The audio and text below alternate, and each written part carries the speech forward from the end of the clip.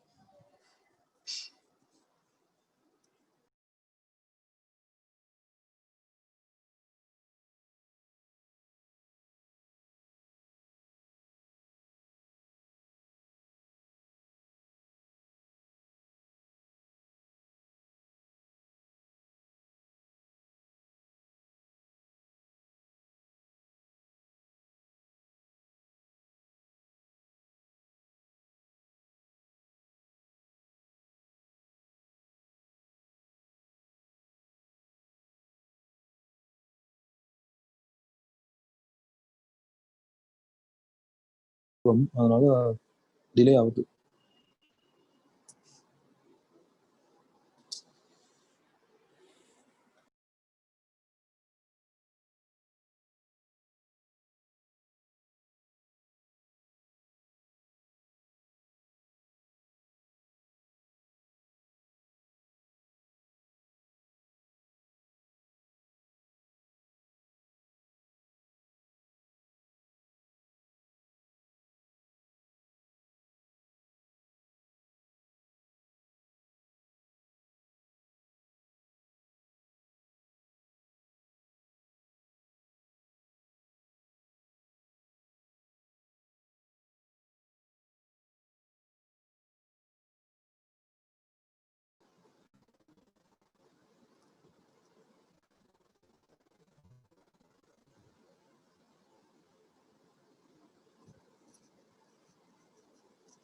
சரி, okay.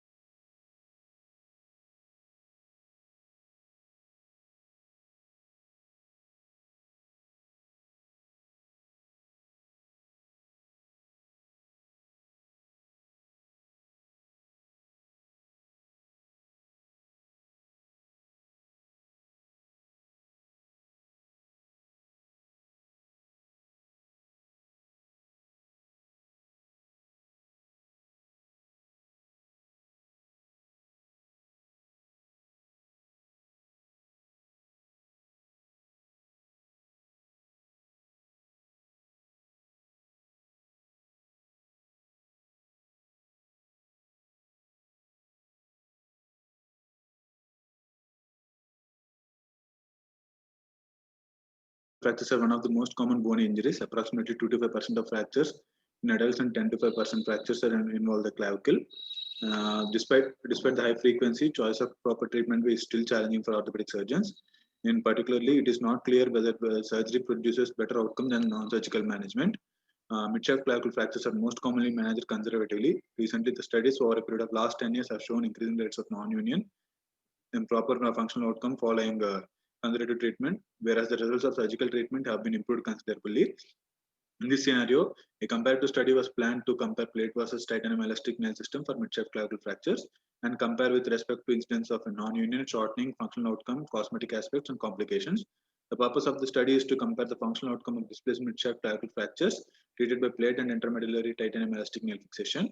The aim of the study is to compare and study the functional outcome of displaced mid-shaft clavicle fractures after surgical fixation using plate and titanium elastic nailing. Objectives: to determine the functional outcome of plate fixation for displaced mid-shaft clavicle fractures, to determine the functional outcome of tense nail fixation for displaced mid-shaft clavicle fractures, and to compare the functional outcome of plate fixation versus titanium nailing system for displaced mid-shaft clavicle fractures. And methods and methodology. The study was conducted in departments of orthopedics, Triple MCR, Chengalpet. The study period was from November 2018 to July 2020. Patients aged from 20 to 55 years with the closed displaced and isolated fractures of mid-shaft clavicle were included in the study. Those who were not medically fit for surgery, not gave consent, pathological fractures with neurovascular deficits, with concomitant injuries, with previous fractures of clavicle non-union were excluded from this study. Now, patients coming to the emergency department of orthopedics OPD of Triple MCR, Chengalpet within the study period of within the study period and who qualified the inclusion criteria were randomized into two groups. One group was treated with tension and second group was plate. Simple randomization was used for patient allocations into group. During the study, 58 clavicle fractures which required surgical treatment were analyzed, out of which 30 cases of mid-shaft clavicle fractures were included in this study. Patients on admission to emergency unit or OPD was initially assessed. All the cases were initially investigated with radiographs to assess the fracture type and post-traumatic clavicular shortening and routine hematological investigations, urine and stool examinations, ECG and cardiological checkups were done. All fractures were classified under AO or OTA classifications. All patients were operated under general anesthesia. Surgical technique as per preoperative dose of prophylactic antibiotics were given. Patient was placed in supine position. And a large bump was placed below the scapula, allowing the injured shoulder girdle to fall posteriorly, helping to restore the length and expose the clavicle. Reduction was done and recomblating LCP or 1/3 tubular plates were pre-contoured and used for application for the anterior superior surface and anterior inferior surface of the clavicle. After this, the patient wound was closed in layers, and if there is any communicated fractures, lag screw were used, and these are the plates we have used. And surgical technique for TENS, patient was placed in supine position. A small incision was made over the sternal end of the clavicle. TENS nail was inserted. Close reduction was performed under the fluoroscope control using two percutaneously into pointed reduction clamps, and the nail was advanced manually until it reaches to the medial side of the clavicle, and it should not cross the AC joint, or nearer to the AC joint it should reach. And after that, the wound was closer. The TENS nail was cut, and some part of the nail was left like to easily remove the easy extraction later on for post after the union for implant removal, and the wound was closed in layers. These are the TENS nails we used. And post-operative protocol and follow-up for both groups. So IV antibiotics were given, and regular dressings were done, and suture removal was done on the 10th day. And patient was mobilized, used gentle pendulum exercise were used, and with broad arm sling. 4 to 6 weeks, patient was allowed to abduct the arm above 80 to 90 degrees, and after 6 to 8 weeks, patient was allowed full range of movements. All the patients were assessed on day 3 week once, and 6 months, 9 months, and 12 months after surgery. X-ray was taken for all the patients, at which follow-up was evaluation of the fracture healing and implant position. Outcome: radiographic healing was defined as the evidence of bridging callus across the fracture site or obliteration of the fracture line. Clinically, fracture healing is defined as the absence of tenderness with the firm palpation over the fracture site, full range of motion, and presence of normal strength of the upper extremity. Time to achieve non-union was recorded. After union, shortening of the clavicle length was measured clinical as the linear difference of the clavicle length from sternal and acromial length with the operated and normal side. And we use the DASH score, constant and Mulder score, and VA scores of pain. Cosmetic results after 6 months is assessed by patient satisfactory.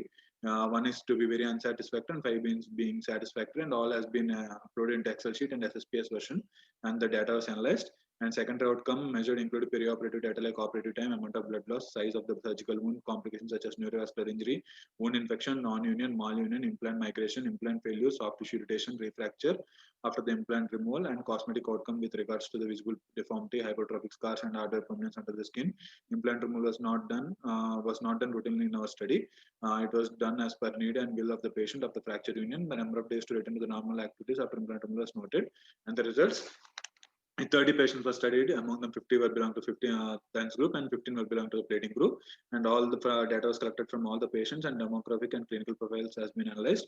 And these are the demographic and the clinical profiles.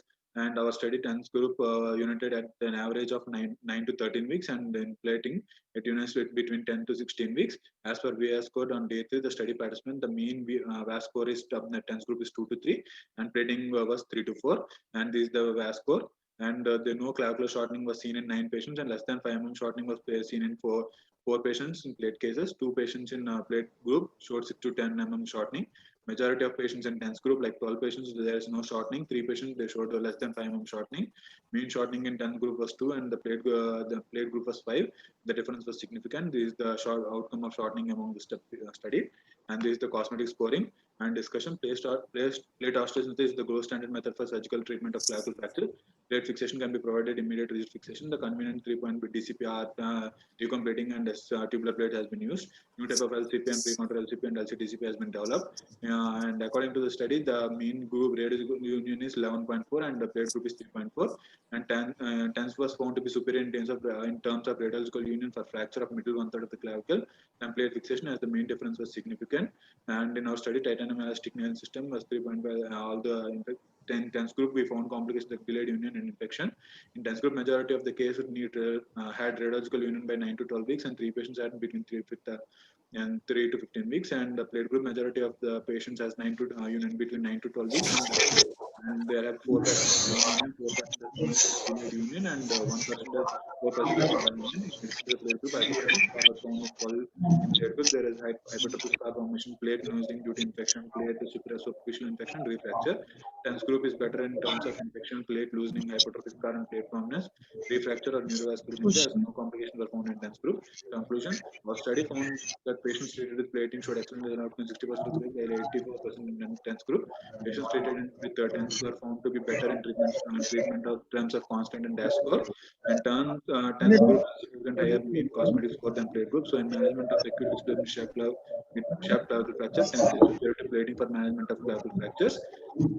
Surgery with TENS results good functional outcome compared to the surgical plating treatment.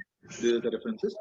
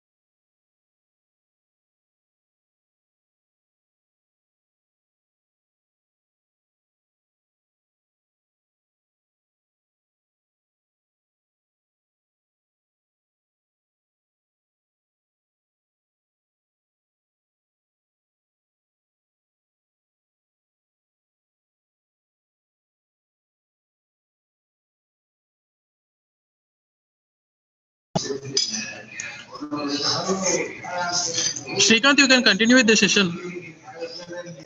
Okay.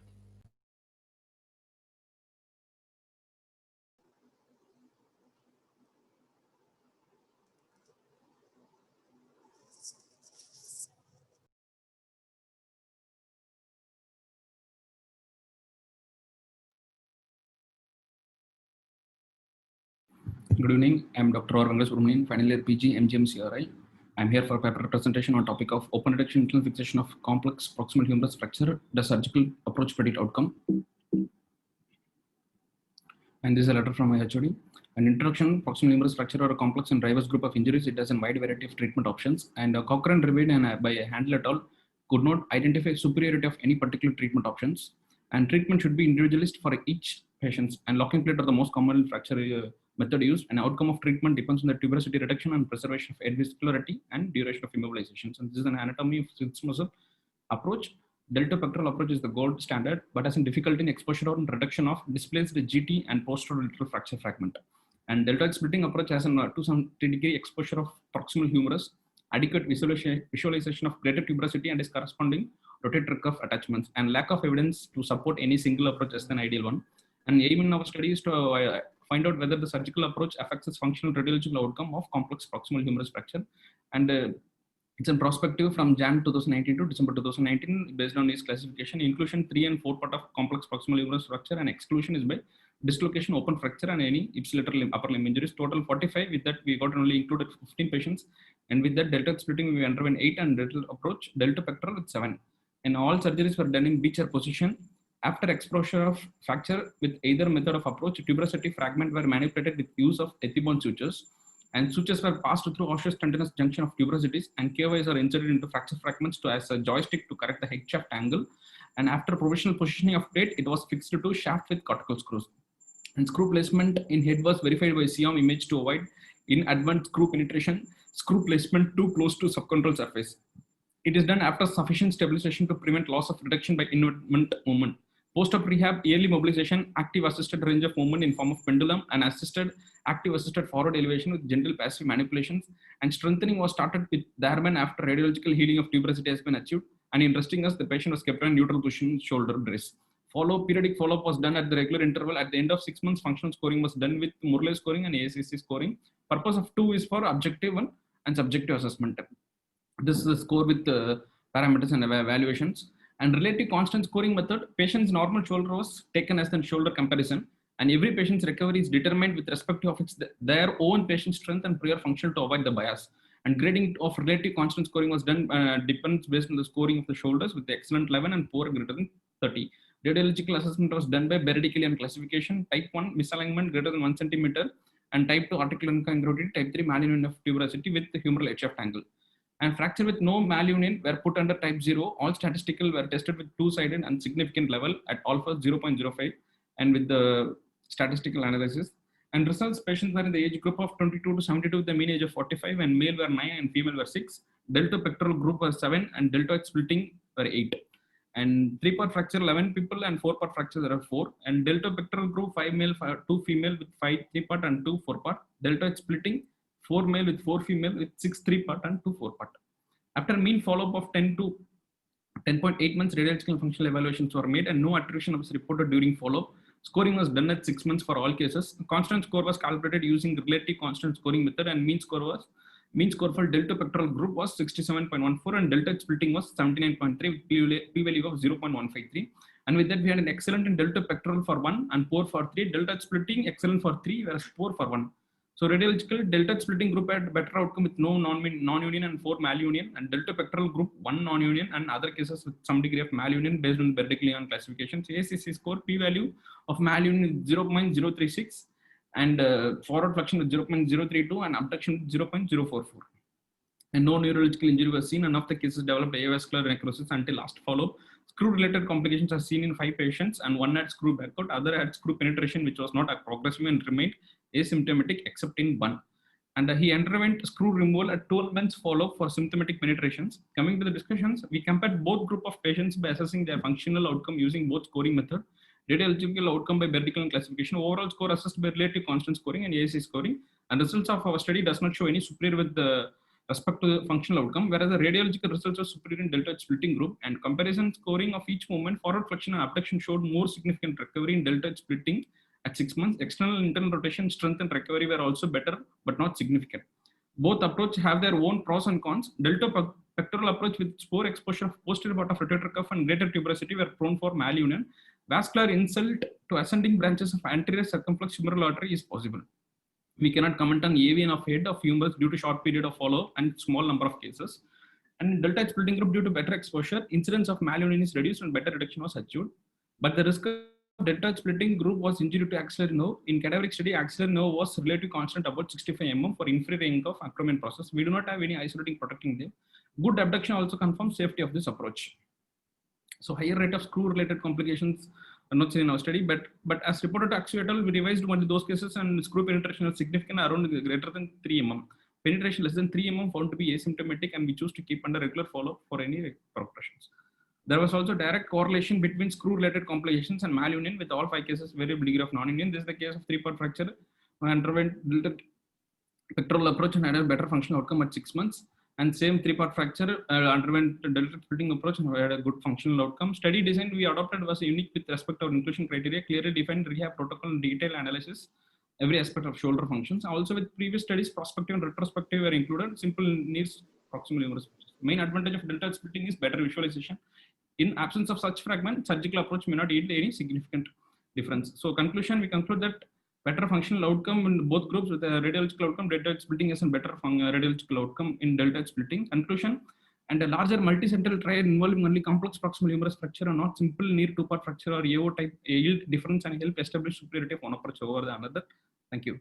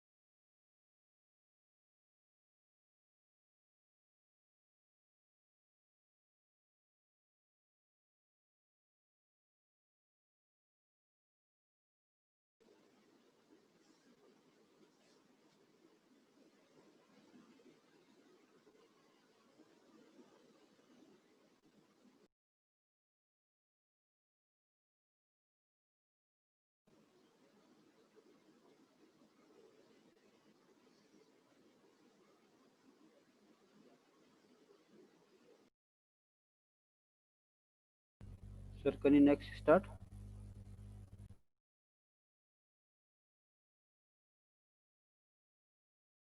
Ready, sir?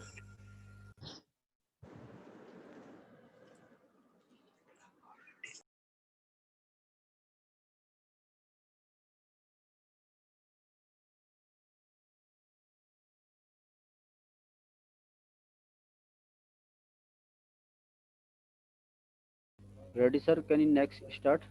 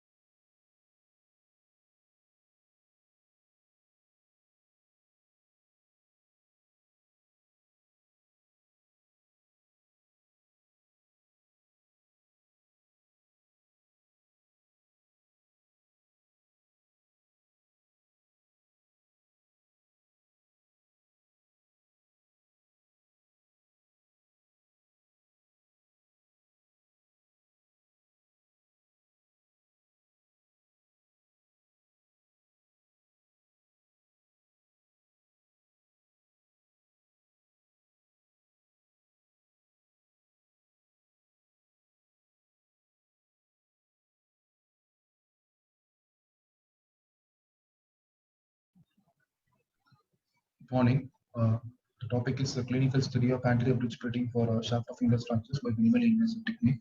Fracture humerus commonly seen in polytrauma cases, especially in RTA. It accounts for approximately 3% of all orthopedic injuries.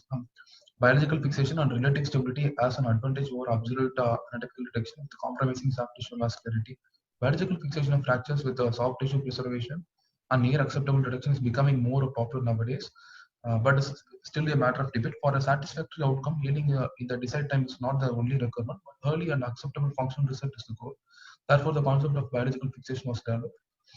This development and improvement in the techniques of biological fracture fixation, from cast and braces to internal fixation by interlocking, nailing, or plating, researchers are still going on to prove superiority of one over the another. MIPO technique for shaft of humerus fractures have shown promising results. Recent studies.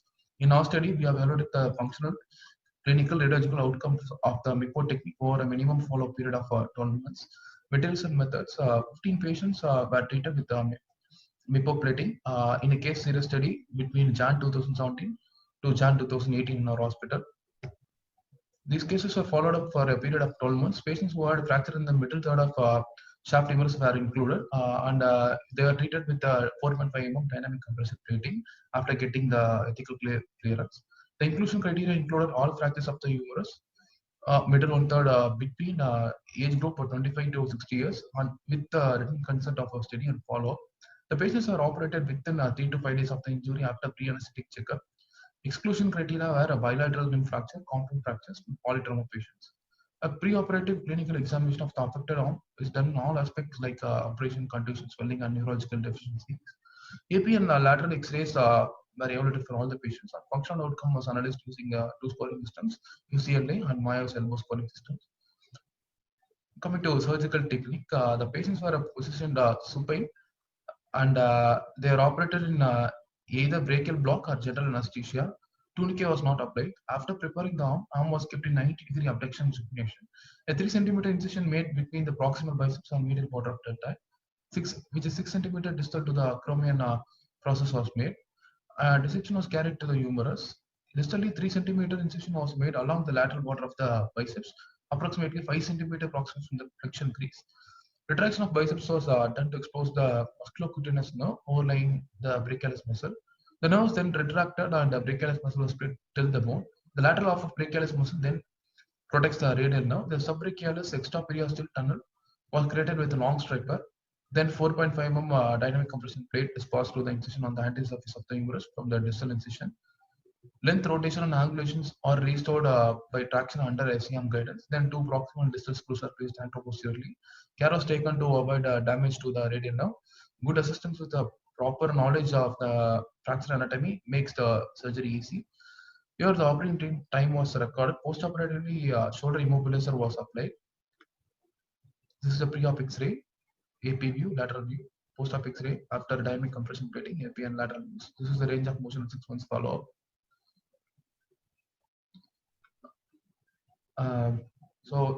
Coming to the results, arm was immobilized in a neck sling or a broad arm push for pain control in the first 5 days, if necessary, mainly at night while sleeping.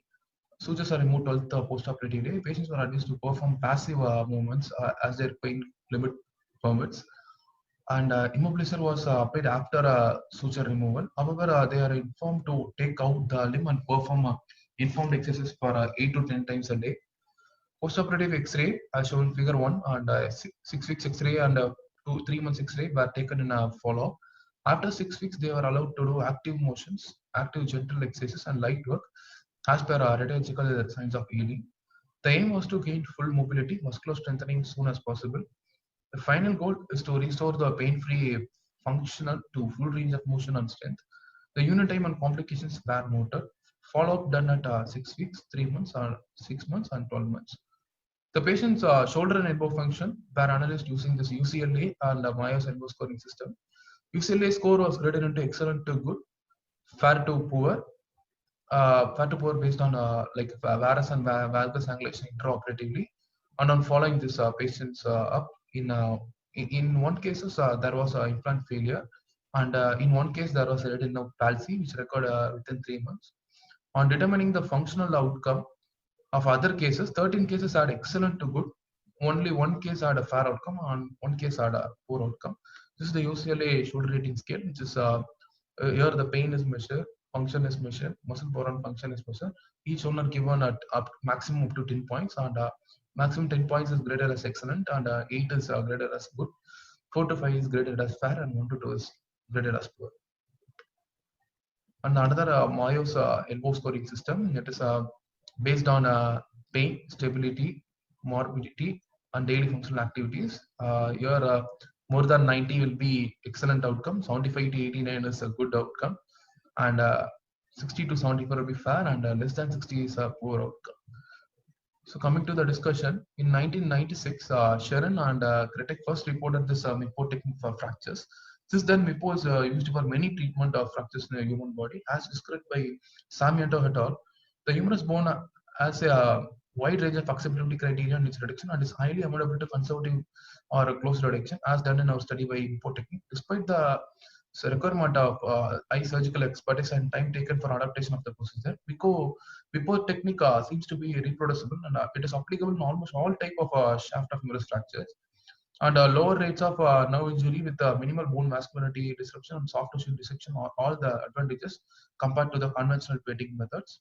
Although reduction in plating is were a difficult procedure initially, whole construct becomes elastic and allows micromotion at the fracture site, which is a favorable one for union. So excellent to good results has been achieved with interior ridge plating with no major soft tissue problems and with functional results as per other methods. Open technique of plating compromises the local vascularity because of the periosteal striping, which leads to osteonecrosis underneath the plate, which may cause a delayed healing to non-healing. Other fixation includes have many drawbacks associated with the technique of fixation and the implant itself. So the potential for rotator cuff damage during conventional nailing makes it as an unattractive option, particularly in patients with higher work demands. And posterior plating also involves greater soft tissue striping in large scars. So union fractures in the study presents good results with functions through indirect reduction aims at maintaining bone alignment through small incision, replacing observed by relative stability. The MIPO technique causes a less tissue dissection, periosteal stripping, which makes a promising modality of the treatment. In conclusion, it is MIPO is a newer, effective, minimal post-operative, acceptable modality of treatment on shaft of humerus fractures. While this technique requires good surgical skills, the learning curve of MIPO is too long. However, more studies have to be done to standardize the protocol. To conclude, MIPO is definitively a newer and acceptable modality of the treatment. So references as follow. Thank you.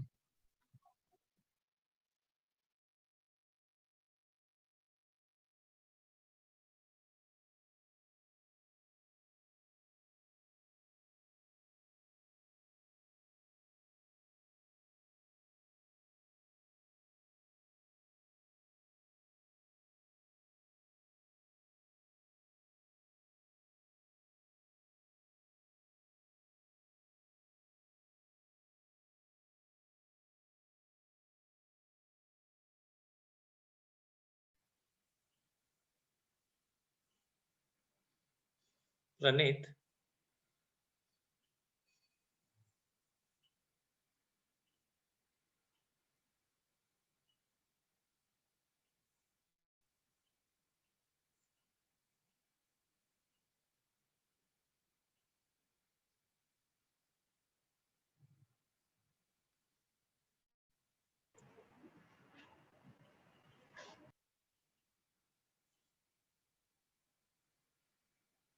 Yeah, hello. Yes, sir.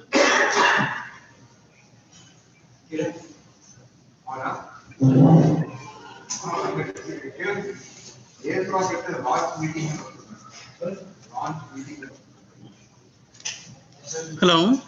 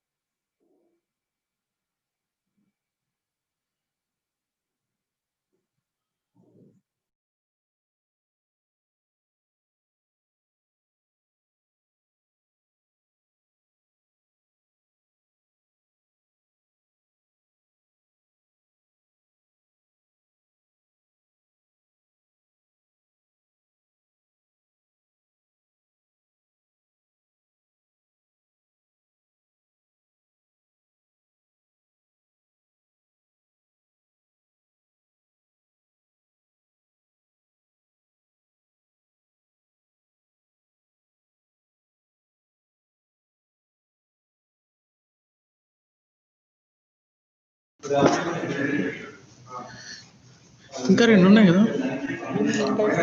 మధ్యలో gap వచ్చింది.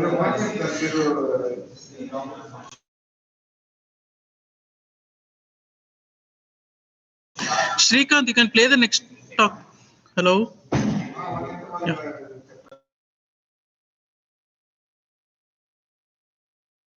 A very good day to one and all, and thank you for giving me this opportunity to present my research work that was a comparison between surgical and conservative management of fracture metatarsal in adults based on bone mineral density in terms of the functional radiological outcome. This was a one-year-long study that was a prospective comparative study conducted at our hospital, Dr. Prabhakar Pure Hospital and MRC in Belgaum. So coming to the crux of the matter, why are clavicle fractures so important? Now, aside from the fact that they have such a high incidence in trauma, the fact that the mismanagement can lead to not just morbid but also potentially mortal conditions such as delayed union, malunion, injury to the neurovascular bundles, soft tissue structures, trachea, esophagus, lungs, and etc. Now, there are basically two schools of thought, one favoring conservative management using immobilization or a plate bandage, and the other that prefer surgical management using plate osteosynthesis, intramedullary nailing, or external fixators. Now, there have been a plethora of studies conducted over more than half the past century, but there is still no foregone conclusion regarding which treatment management was better. So we delved into the literature and found out that plate osteosynthesis had superior results compared to external fixator and intramedullary nailing. So we decided to use plate osteosynthesis as a direct comparison to conservative management. And we added a third dimension of BMD or bone mineral density calculation using dual energy X-ray absorptiometry or the DEXA scan. And we planned on formulating a treatment protocol which would make decision making not just faster, but also easier and proven for an orthopedic surgeon. So why DEXA scan? Now, DEXA scan has a relatively less radiological exposure to the patient just compared to the plain radiographs of that very part. Now, in places who are not very well equipped to have a DEXA scan, we can use a handheld bone densitometer which has almost 70 to 75% sensitivity as compared to a DEXA scan. So we included patients between 40 to 60 years because this is the gray area of deciding management, and all those with closed Almond type 1 or mid-shaft clavicle fractures, and excluded all patients with pathological fractures, those not fit for surgery, presenting late, having fatal brain injuries, ipsilateral open fractures, or floating shoulders. We recruited them from the OPD and casualty after radiological and clinical confirmation, who were complicit with their age parameters and willing to participate. We had two groups of 40 patients each treated conservatively using immobilization or surgically using ORIR. All these patients underwent BMD calculation using DEXA scans prior to the treatment. They were followed up at 6 weeks, 12 weeks, and 24 weeks based on Bugaworth's study, who said that the results at 6 months, 1 year, and 2 years was comparable in cases of displacement shaft clavicle fractures. They were assessed extensively based on plain radiographs, patient-related outcome measures, and the subjective evaluation of the patient. So we lost 12 patients to follow up, and eventually were left with two groups who were further divided based on the BMD. Those with compromised BMD were labeled as CO and SO respectively, and the ones with normal were labeled as CN and SN respectively. So coming to the short-term follow-ups, you can see that irrespective of the bone mineral density, surgically managed group had way better or significantly better outcome compared to the conservatively managed group, not just in terms of radiological outcomes. As you can see, the mean time to union was much better in surgical rates, but also in respect to patient-related outcome measures. Secondly, those that were treated conservatively, the compromised BMD group, almost every third patient was going into a delayed union, and 3 out of 18 patients were going for a malunion. Now, coming to long-term results that were based on the 6 months follow-up or after that, you can see the surgically managed group had no complications per se and had a much better overall patient subjective satisfaction out of 10 as compared to the conservatively managed group, irrespective of the BMD. Now, when you come just to the conservative group, inside the intra-group comparison, you can see that those with compromised BMD, every third patient had a delayed union, 3 out of 18 patients had non-union, 1 patient had a refracture, and 3 patients out of 18 had malunion. And the final complications in sequelae were also significant in the osteopenic or osteoporotic group, especially those treated conservatively.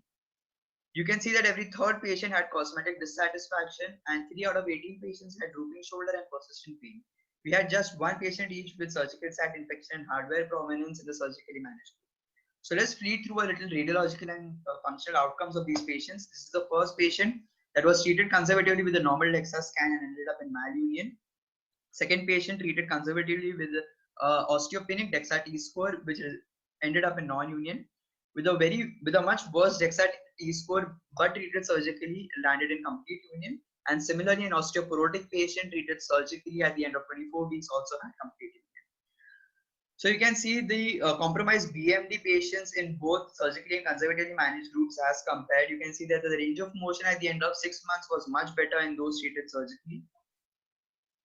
Now, in 1960s, Neil was the first person to actually conduct a very comprehensive studies about clavicle fractures, especially the mid-shaft clavicle fractures, and reported that there was very less non-union rate in such patients. However, his sample size was skewed, and in 1997, Hill et al. Were the first people to contradict this study to say that there was an unsatisfactory outcome as high as 31%. This was further established by the studies of McKee et al. In 2007, who conducted the first meta-analysis and showed that there was improved functional outcome and lower rate of malunion and non-union in operative group as compared to the non-operative group. Pujalte et al. Then confirmed their findings in 2008. This was followed by a study in 2009 by Tyagarajan, who said that there was as high as 18% non-union in cases of patients treated conservatively as compared to those treated surgically. So to conclude our study, we had a much better outcome in the short term, both in terms of radiological and clinically, irrespective of the BMD of the patient, which shows that in the short term, surgical management is better either way.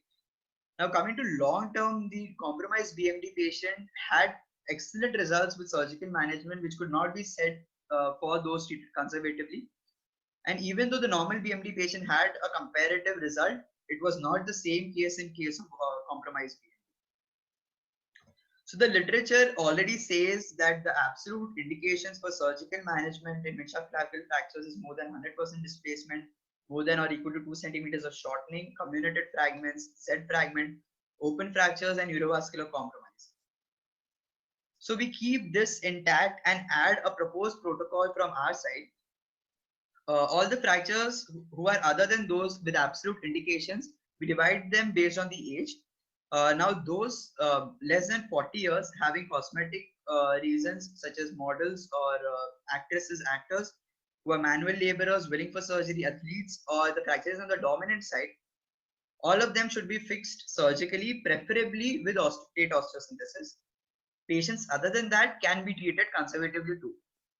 Patients in the geriatric age group are above 60 years having a sedentary lifestyle, who are retired, have a non-dominant side affection, or are unfit for surgery can be treated conservatively, and other than that for plate osteosynthesis. For the gray area between 40 to 60 years, we would like to do a DEXA scan. If the T-score is better than -1, they are treated as those less than 40 years, and if it is worse than -1, they should be fixed surgery. So we hope that this will provide a much better clarification to the orthopedic surgeons in future while dealing with mid-shaft clavicle fractures, and can put an end to this dilemma once and for all. Thank you so much.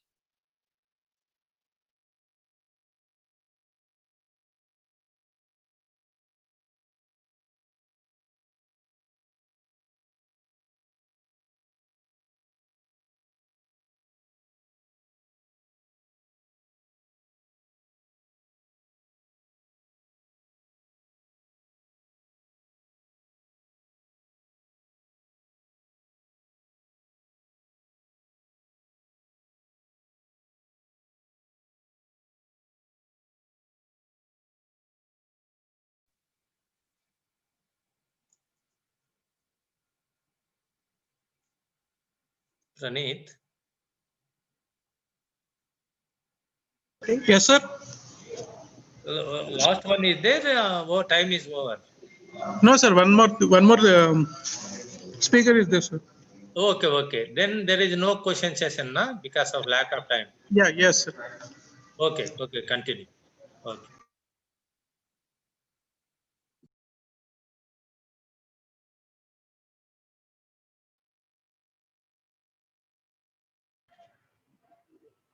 Hello everyone, this is Dr. Avinash JC, postgraduate student, Mandya Institute of Medical Science.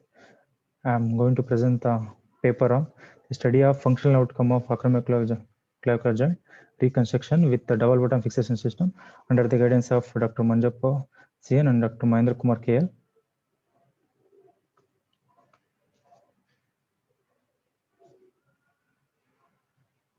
Introduction.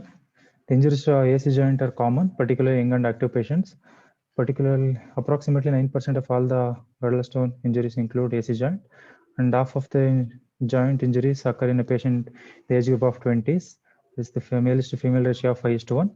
Commonly occurs in athletes and contact sport persons. Anatomy of the AC joint. It includes the articular surfaces, joint capsule, and the ligaments. Articular surface is between the articulation of lateral end of clavicle and the acromion of scapula. Joint capsule, it consists of a loose fibrous layer which encloses the two articular surface. It reinforces the fibers from the trapezius muscle. Ligaments, mainly intrinsic and extrinsic ligaments. Intrinsic ligaments include acromioclavicular ligament, and extrinsic ligament include conoid ligament and trapezoid ligaments, as shown in this picture.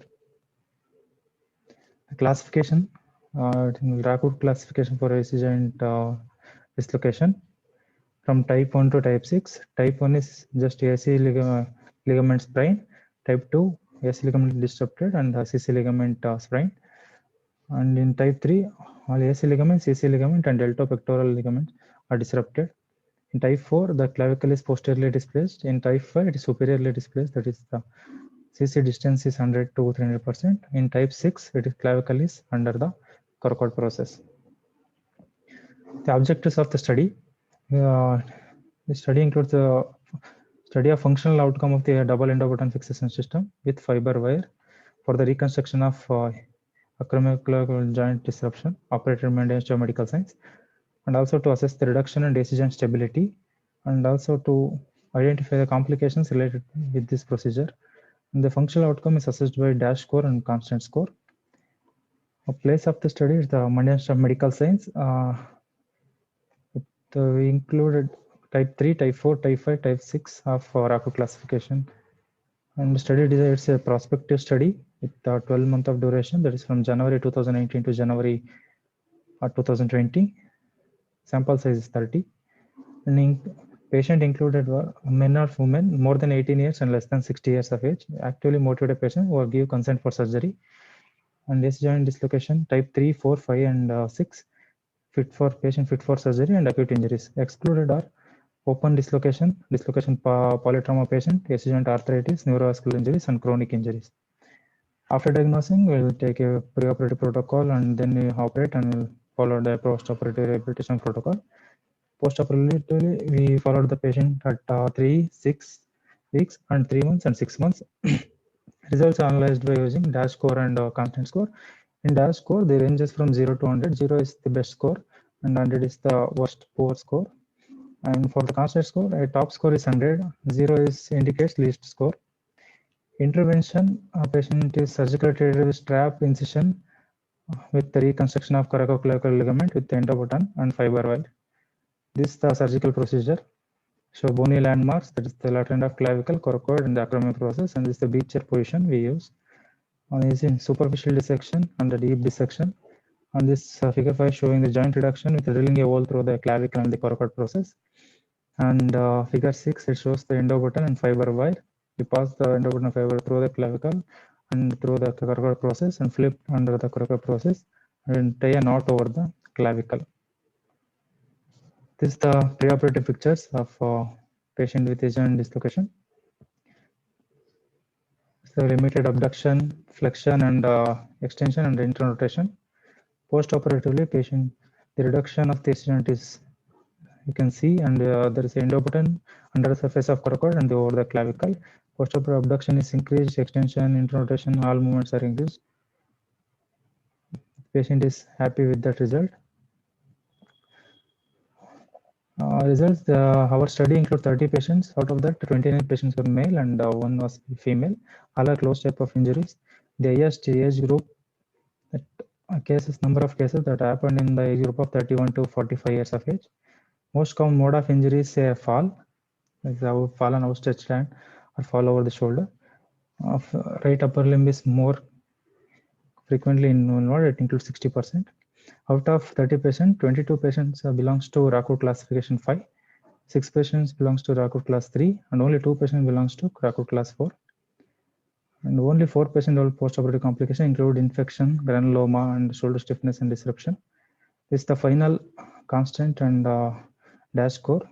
We take an average of all the patients. But the least constant score is 86, and the least dash score is the 12. This is the pre-op 3 weeks post-op, 6 weeks post-op, 3 months post-op, and 6 months post-op of constant and dash score. It shows there is a gradual improvement in the functional recovery of the patient. Complications, treated the superficial infection with antibiotic. Their stiffness may be due to inadequate physical therapy at home. Radiological subluxation joint in later follow-up was due to re-injury. Conclusion, the double button technique provides a stable reconstruction of acromioclavicular joint reduction with a very good functional outcome like anatomical reduction and anatomical reconstruction. It avoids implant-related complications like further surgery to remove the implant.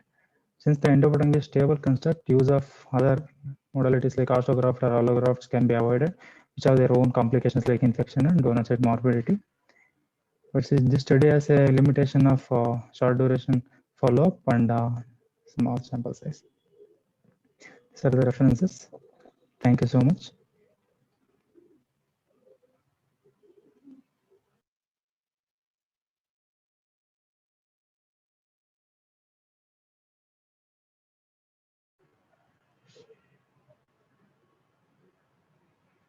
Let's say a few words.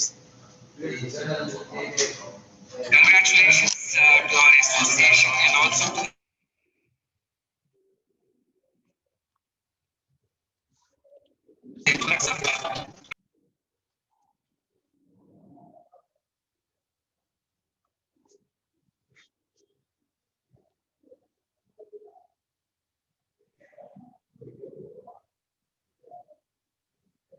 Praneeth.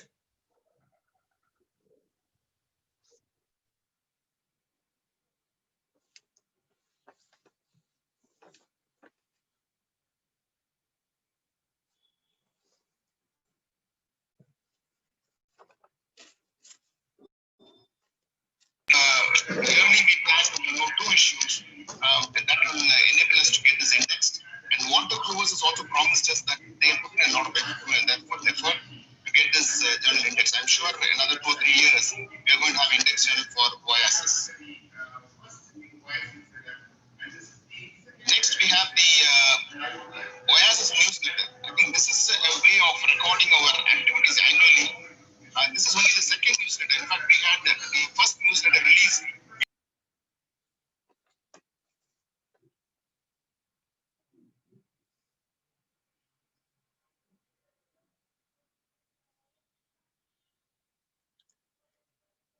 Praneeth, this is the end of the session, no? Karnataka Orthopedic Association. Yes, sir. This is the end of the session. Oh. I request Dr. R. Selvaraj to release it. Okay, thank you, Praneeth and others. Thank you, sir. We can proceed to Hall A. Okay.